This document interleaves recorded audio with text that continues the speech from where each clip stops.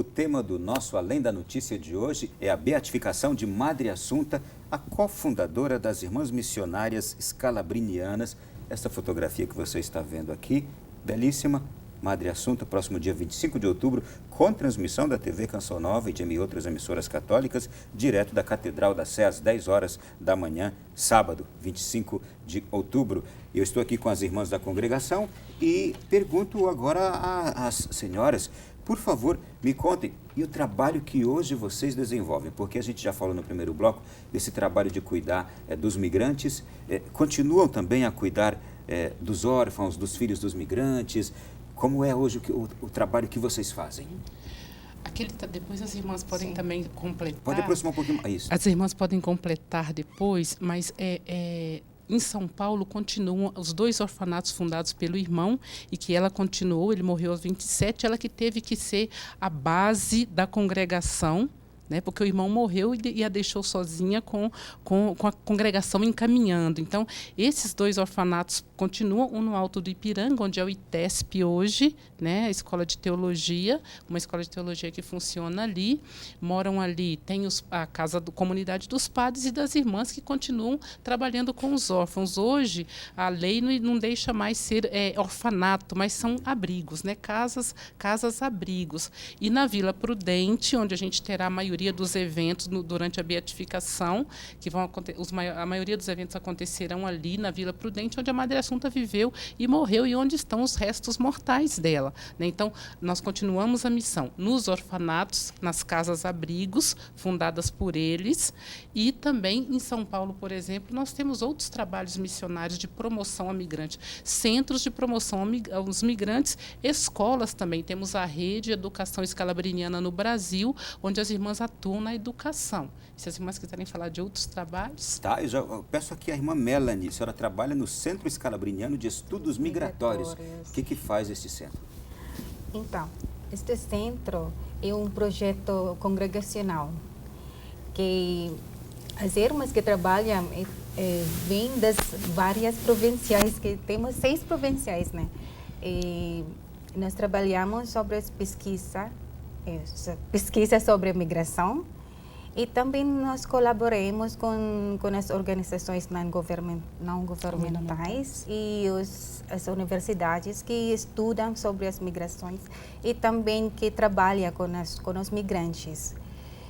E também temos biblioteca que serve para os alunos que estudam sobre os migrantes. Vocês se tornaram uma referência para todos os órgãos. Sim, e também temos a biblioteca no site e também nós comunicamos para todo mundo sobre a migração. Muito bem. Irmã Isabel.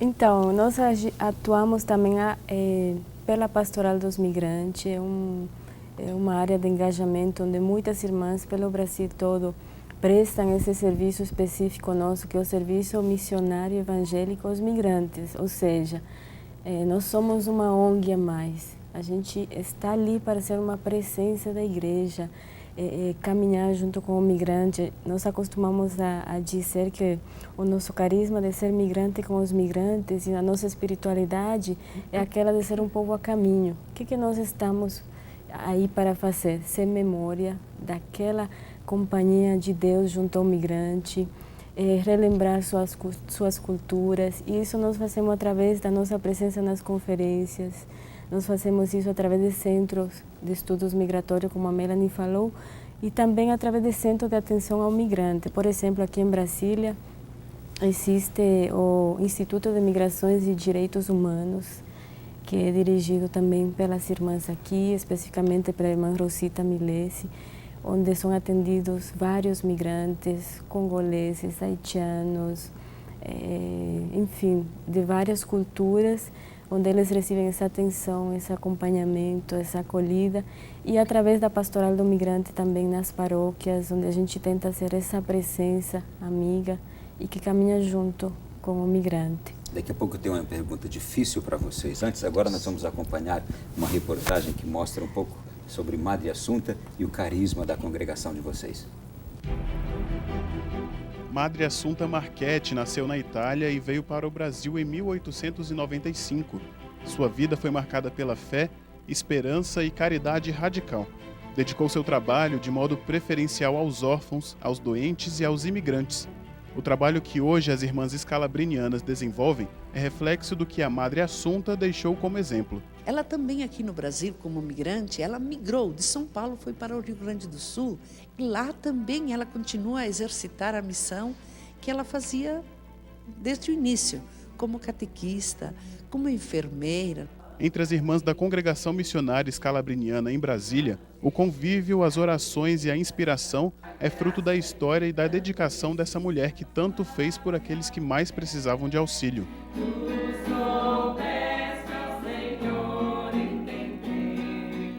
A irmã Rosita, que também é da Congregação Escalabriniana, desenvolveu um trabalho de ajuda aos imigrantes e refugiados que chegam a Brasília. O Instituto de Migrações e Direitos Humanos é referência e conta com assessoria jurídica, administrativa, financeira e de integração. O trabalho de assistência direta, de acompanhamento, de ouvir essas pessoas, ouvir as suas histórias, ver as suas necessidades, nos demonstraram a necessidade de ter alguma instituição que pudesse se ocupar especificamente desta demanda. A Lei Brasileira de Refúgio considera como refugiado todo indivíduo que deixa seu país de origem devido a perseguições por motivos de raça, religião, nacionalidade, grupo social ou opinião política, ou ainda aquele indivíduo que tenha sofrido algum tipo de violação dos direitos humanos. A irmã Assunta Dionísio conviveu com a Madre Assunta na infância e conta como era sua vida e trabalho mesmo na velhice. Ela visitava as meninas, brincavam, né? Então as crianças queriam empurrar a cadeira dela, né? Fazíamos uma roda em volta dela. Ela tinha aquele semblante dela de santa mesmo. Realmente, na base da nossa instituição religiosa, existem mulheres que viveram o carisma escalabriniano, que viveram a doação aos outros de uma forma exemplar. Que histórias vocês escutam da fundadora de vocês que as encanta tanto? Vou deixar que vocês fiquem à vontade. Eu gosto de várias histórias que me emocionam na vida da Madre Assunta. Por exemplo, um caso que mostra assim, como Madre Assunta pensava nos outros. Ela trabalhou não só no orfanato, mas ela trabalhou no interior de São Paulo, em Mirassol, né? Ela andou pelo interior de São Paulo e a gente tinha ali, cuidávamos dos doentes, ali as irmãs cuidavam dos doentes. E Madre Assunta, há um fato que diz que Madre Assunta tinha um senhor de cor negra, inclusive muito doente. Ela passou a noite inteira sentada ao lado dele cuidando. São fatos pequenos, quase que insignificantes.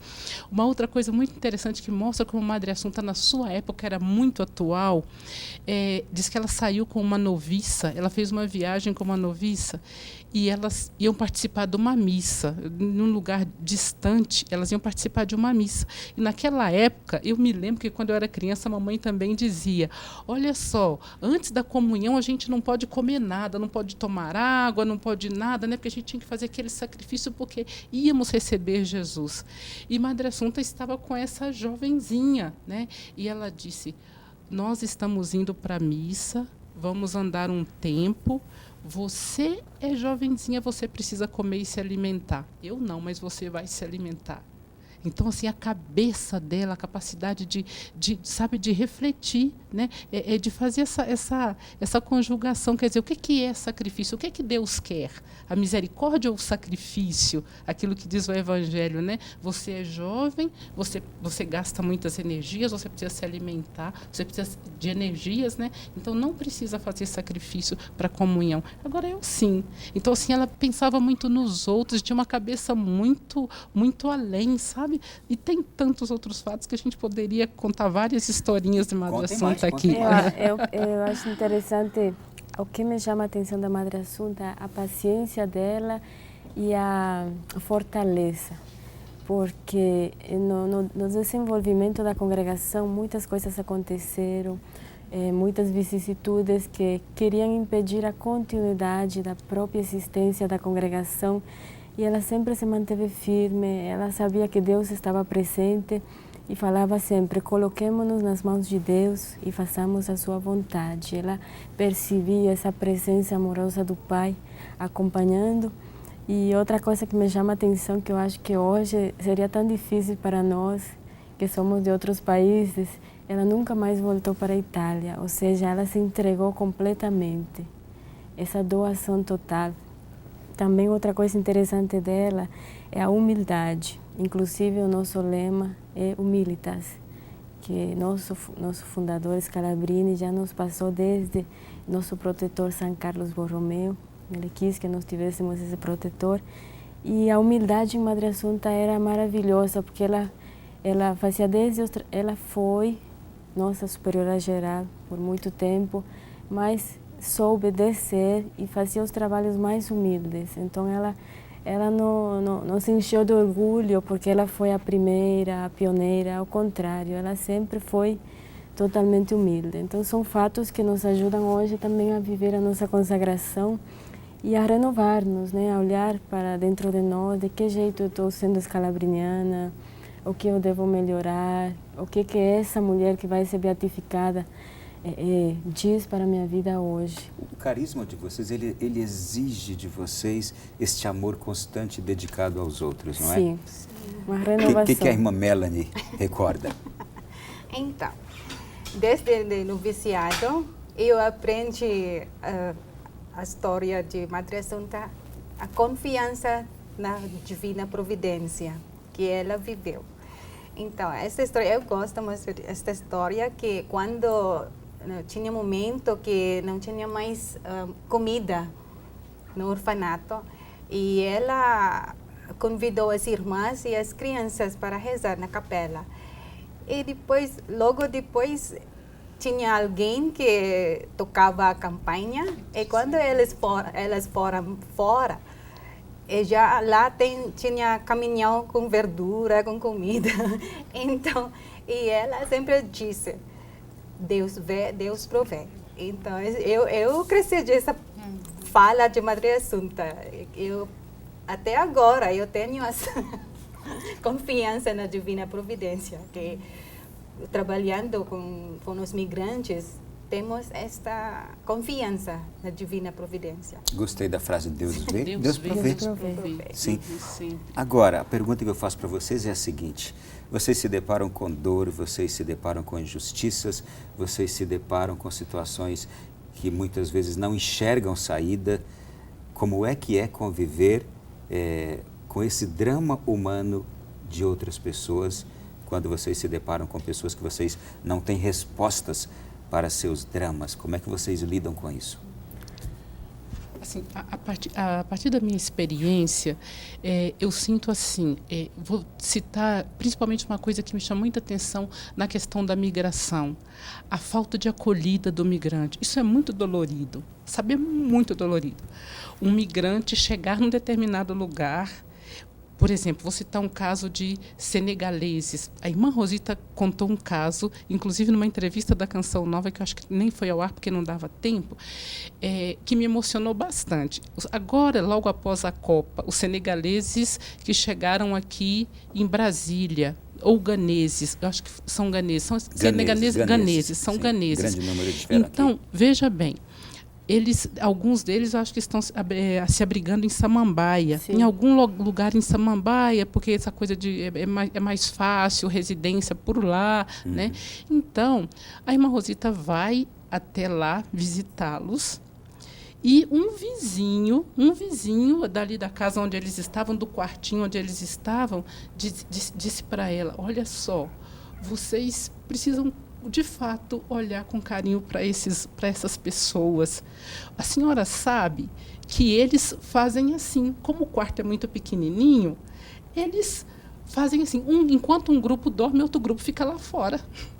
Eles revezam a noite para um e outro dormir. Então, essas coisas mexem muito com a gente, sabe? Então, assim, nós vivemos numa situação de migração que um especialista esses dias disse, nós vivemos numa era muito complicada, na era do horror à diferença. Isso toca demais a nossa congregação. Falar em não acolhida do diferente é tocar profundamente no coração da Scalabriniana, porque nós nascemos para defender a dignidade dessas pessoas que chegam em outros lugares e não são acolhidas.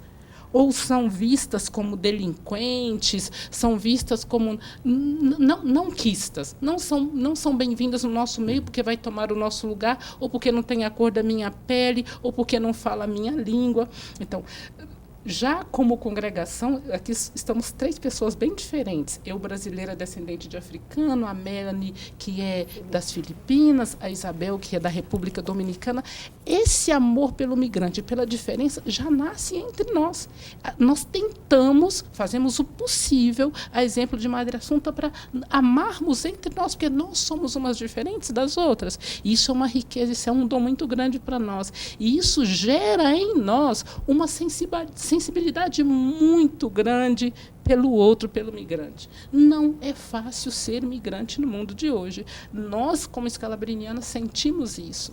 E toca profundamente em nós, sabe? É importante destacar isso. Ninguém é migrante porque quer. A vontade, por um gosto, é porque se vê obrigado a isto. É um pedido de socorro, não é? Exatamente, é um clamor que faz ao mundo. Uhum. Você sabe, eu gostaria até de acenar uma coisa que me chamou muita atenção agora, alguns meses atrás, porque os senegaleses foram para o sul do Brasil e eles não estão sendo bem acolhidos lá. E o Dom Jaime Spengler chamou a atenção da população em relação a isso. Gente, a migração é um bem. Né? Ela ajuda no desenvolvimento da sociedade também. E disse exatamente isso que você está dizendo. Né? As pessoas não migram porque elas querem. Haja vista os nossos antepassados que vieram da Itália, que vieram da Alemanha, que vieram de tantos lugares da Europa. E até mesmo um fenômeno que ocorre aqui dentro, que vem de outros estados, a procura também de sobrevivência. Exatamente. Então, assim, sabe, a migração ela é um bem ao mesmo tempo. Ela traz muitos benefícios, sabe? E as pessoas não migram porque querem, elas migram na busca da sobrevivência, na busca da sua própria dignidade, né, para fazer valer a sua dignidade de pessoa, sabe? Então, é um desafio muito grande. Só de ouvir vocês, a gente já se apaixona pela Madre Assunta, porque ela infundiu esse amor no coração de vocês. Nós vamos para o nosso intervalo e no próximo bloco, falaremos sobre a beatificação de Madre Assunta, São Paulo, a festa que está sendo preparada e... Para ser um beato é necessário um milagre. Isso está bem, melhorei aqui, não é? Para ser um beato é necessário um milagre. Qual foi o milagre que credenciou esta beatificação de Madre Assunta? E a gente fala sobre isso daqui a pouquinho no próximo bloco.